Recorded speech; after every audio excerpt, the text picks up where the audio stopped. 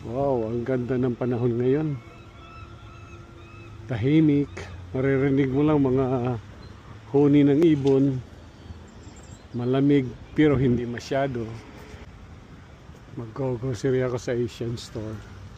Dito mga Asian food. Marami kang mapagpilian dito. Kompleto dito, may mais yan, oh. May mais, may balinghoy. Yan. May durian. Dito. Kahit nasa Canada ka, may durian dito. Ito, sweet tocino, tapos may longganisa. Yan, galing Pilipinas lahat yan. Tapos mayroong yan o, banana luto na. Turon gawa na. Yan o. Banana o. Ultimong kasaba mayroon dito, grated kasaba. Ito, maliliit na coke to. Yan, maliliit siya. May kamahalan nga to eh. Kung tutusin, mas mahal pa to sa malaki. Ano pre? Tapos ka na? 30 plus. 48 na ngayon. Ano yung Jasmine? Japanese. Mas Japanese? Tingnan. Japanese rice. Masarap yan?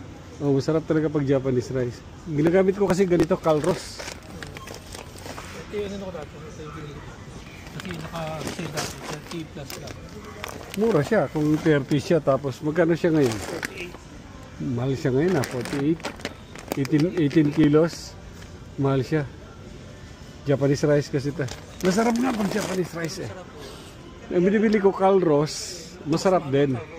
Mas mahal pang Calros. 56. Ah, ganun? Same ano lang. Same. O kasi 18 kilos to binibili ko kasi 6 kilos lang. Halos pares lang. Hindi kung halos pares lang, dito na lang ako sa Japanese. Dito, lahat ng bigas dito quality. Yan. Pag Japanese rice, yun, medyo may kamahalan yan.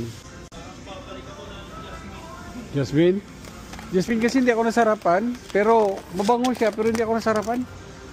Mas nasarapan ako sa Calros ito. Calros. Or Japanese ito. Ito, masarap to. Karamihan dito binibili Jasmine. Kasi ang Jasmine ito, mabango.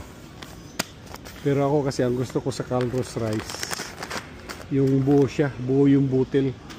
Parang Japanese rice. So, iba-ibang klase ito. Pork naman dito. Marami.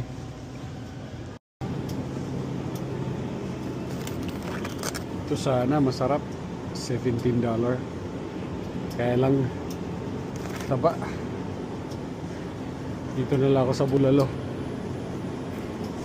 Sa Bulalo, $11. Pwede na to.